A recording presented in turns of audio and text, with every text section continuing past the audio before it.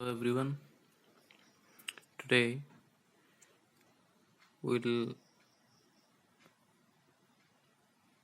represent something which has been adapted from the cosmological lectures given by Leonard Susskind a decade ago. I'll try to illustrate the points that are not clear, yet I'll doubt how much does it suffice. It is about cosmology, that means about space. So what do we see in space?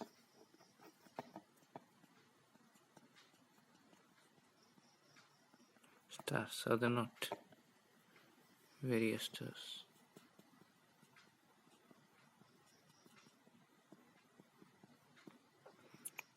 I will mention some properties of space here, which I will include in my assumptions for deriving certain laws in which space behaves. We will consider a reference frame.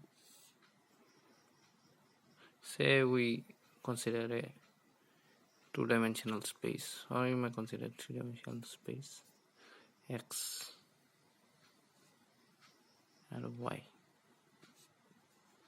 Okay, so the first thing which we will consider is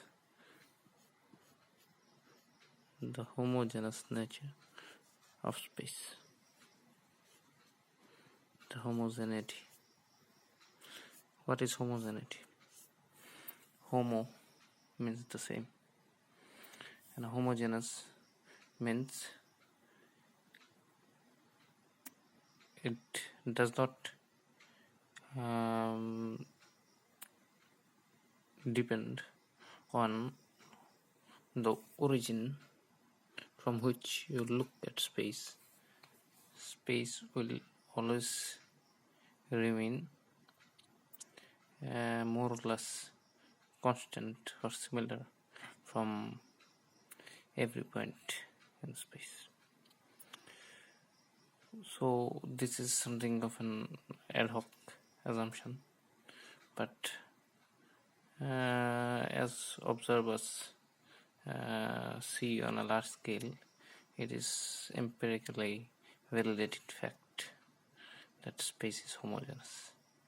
That is, the stars, the galaxies are scattered away such that it is seen that they are uniformly scattered, and from wherever you see, you will see, just shift the origin from here to here, you will see the same thing. This is a part of the centric idea which Newton born in himself. Okay, the second idea which will illuminate later is the isotropic nature of space. What does isotropic means? Isotropic means in whatever directions you see, you will see the space the same. So it will be same in this direction as it will be in this direction and any other direction whatsoever. So how can this thing happen? One way in which this thing can happen, and that is a legitimate way, is that the stars scattered in space form circular shells like this.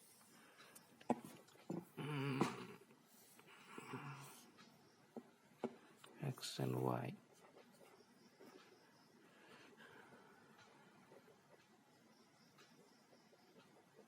Wherever you look from, you will see the same space, just like this.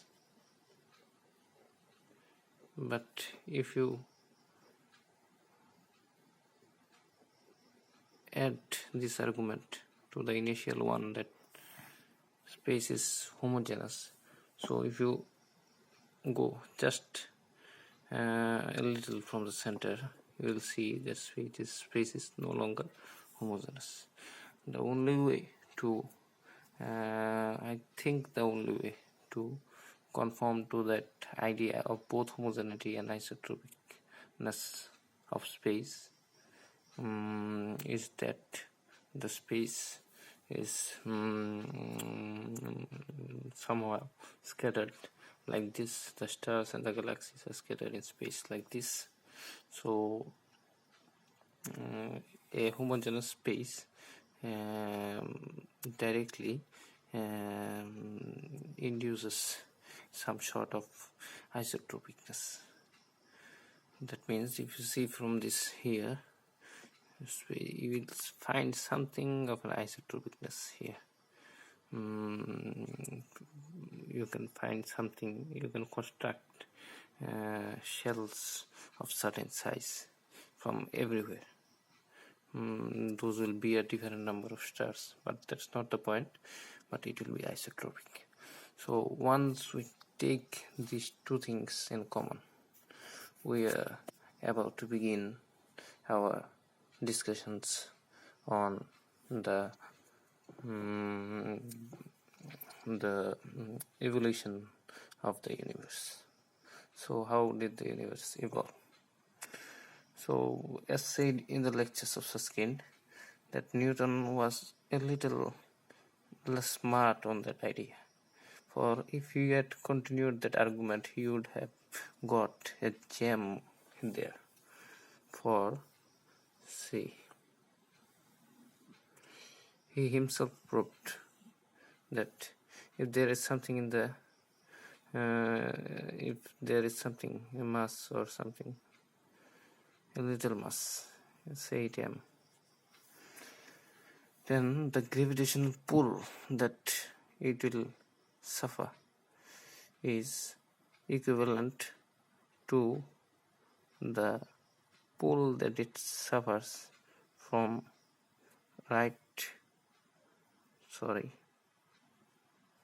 the pull that it suffers right from the center, and the outside masses has no resemblance to has no affinity to the force that it experiences. So what will be the force that the mass experiences? The force will be G into m into m by r square. Is it not? Where this big M relates to the mass that is inside that shell of a particular radius r. Okay, so this is what Newton had to say, but he didn't. So now our idea is about the stability or the evolution of space. So what will be the evolution of this mass? Remember escape velocity being taught in school classes? In elementary classes, escape velocity is taught, that 11.2 kilometers per second. Yes, this is the velocity at which or above which the mass feels no longer the gravitational pulls and go away from its center or pull center. Okay, so we'll find here what is the criterion for the mass m to escape this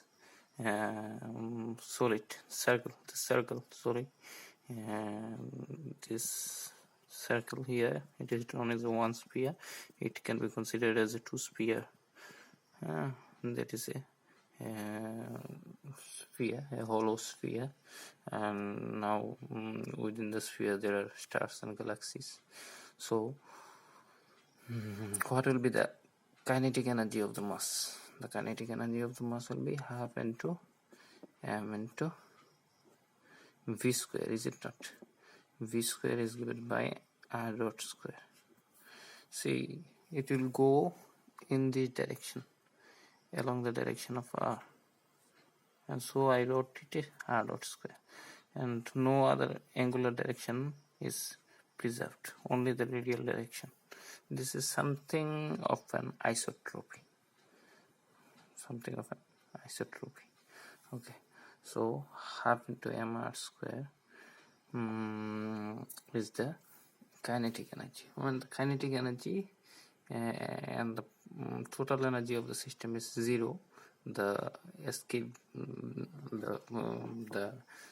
system tries to escape. So the total energy is plus the kinetic energy. The kinetic energy is given by g into m by r, and that gives you 0.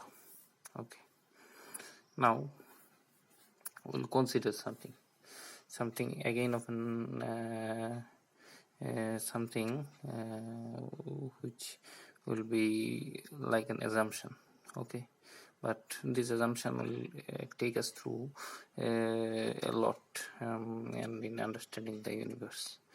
We'll consider all those stars to be placed in a grid, and when the space expands or contracts, the grid as a total expands or contracts. So how can you construct the grid? Okay, I am constructing the grid here. Okay, here is our stars.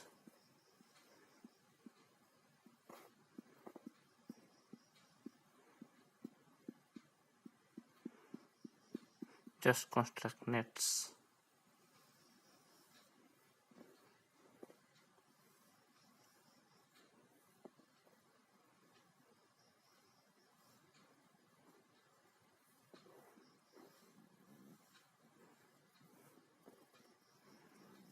Nets which will bear the stars.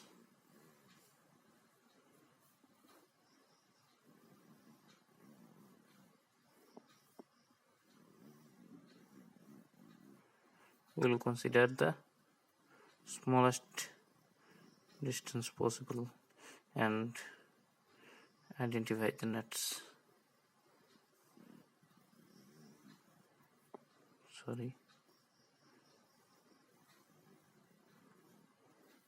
In the same way, like this.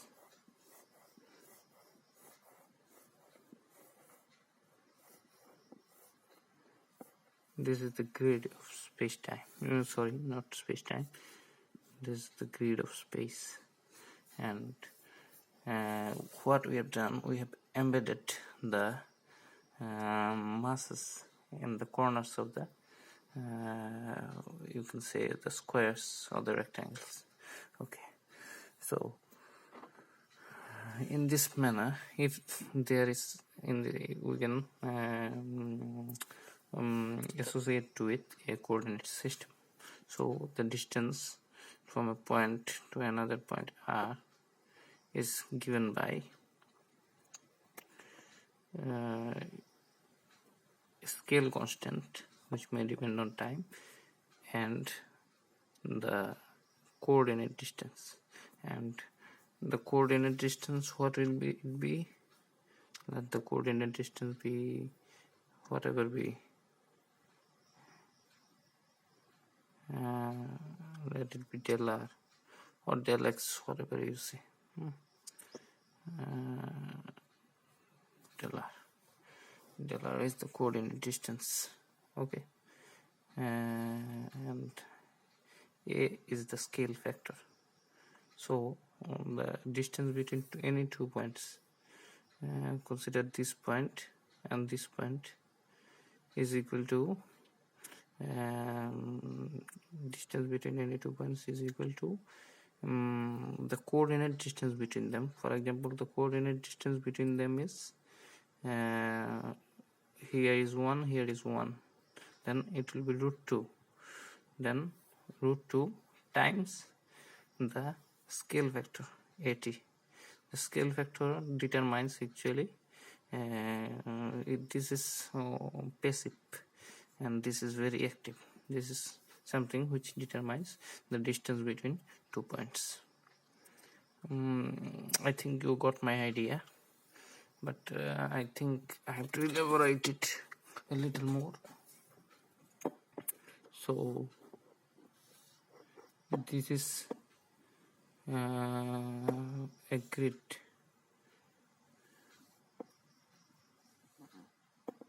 Okay, now we have to find the distance between this point and this point. How will you find it? Distance between these 2 points, we know the coordinates. Okay, so if we know the coordinates, we know the coordinate distance between these 2 points. For example, if this be 1 and this be 3 and this be 1 2 3, okay, and this be again 1, this one 2 and this one 3, okay, 3, and we'll take another, and this is 4, okay. Then the coordinate distance between them will be, what will be the coordinate distance? Here 3 and here 4. The coordinate distance will be, coordinate distance is given by del r is equals to root over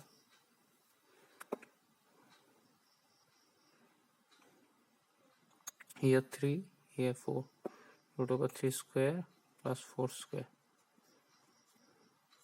and this will give you a value of 5. The coordinate distance between them is 5. So this is the 5 times a unit. The unit is the same unit in which 1 to 2 is defined. The same unit we have to define this 5. So distance between 1 and 2 is given by del x equals to, distance between 1 and 2 is given by del x equals to the actually calculated distance. Sorry, it will not be given by del x. The actually calculated distance is given by r. Okay, the r between these 2 points 1 and 2 is given by this scale factor 80. See this, the same net which I have constructed could be even bigger, would be this much bigger, or it may be smaller, and that is the thing which comes here, scale factor times the distance between the coordinates. Okay, so that is enough. I think you will digest the idea. So here, if we equate this to 0, then the mass m will escape. Now see, we'll continue it, but with a greater interest, because now we have come to the verge, and half m r dot square will be equals to a dot square times del d square, is it not? Del d square, okay, minus g into m by r is given by a into del d equals to 0. Now see, if we consider a unit area of the grid, then unit area of the grid.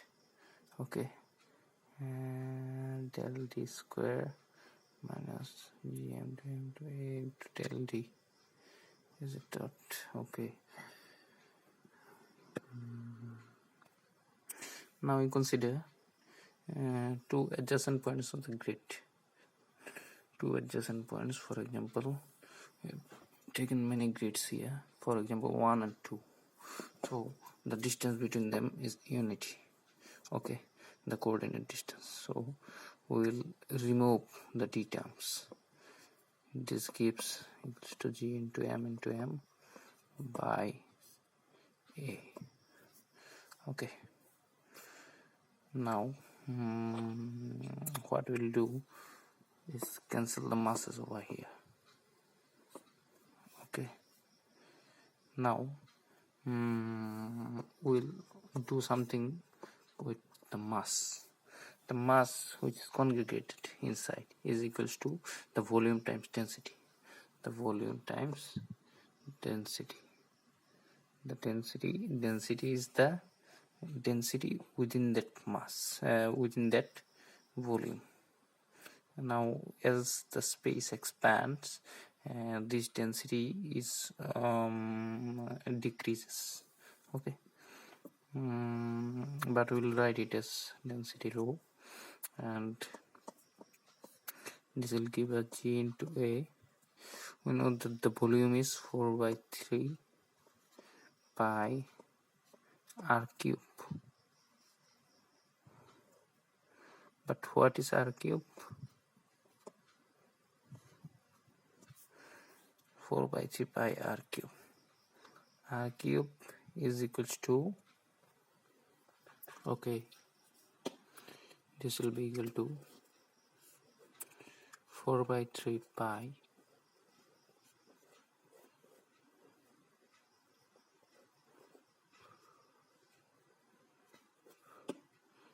g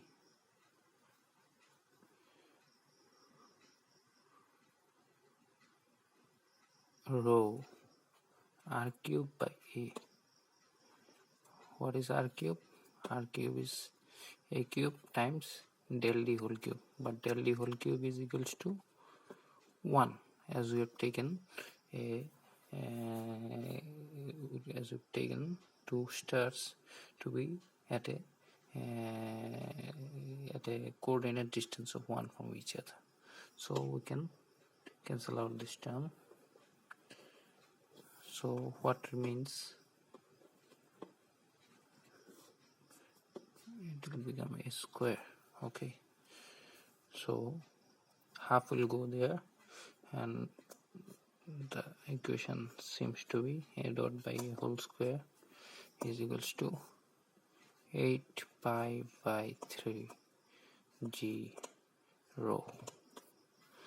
This is the Newtonian sense of universe and the Newtonian cosmology, if ever he had done that. If he had done that, he had not published it, or either he had never done that. But this corresponds directly and with the same accuracy as the FRW equations. I have forgotten what R stands for, but W for Walker, F for Friedman, and there was Lemaitre also, the father of the Big Bang Theory. So this a dot by a whole square equals to 8 pi g rho by 3 is a important milestone in considering the next video, which I will upload shortly. And in the next video we'll see how the universe evolved over time, and there will be various cases in the universe, and all these discussions will be based on only Newtonian cosmology, and there will be no reference to dark matter, dark energy, and so on, which are the premium points in the modern cosmology. Okay, Then stay tuned for the next lecture.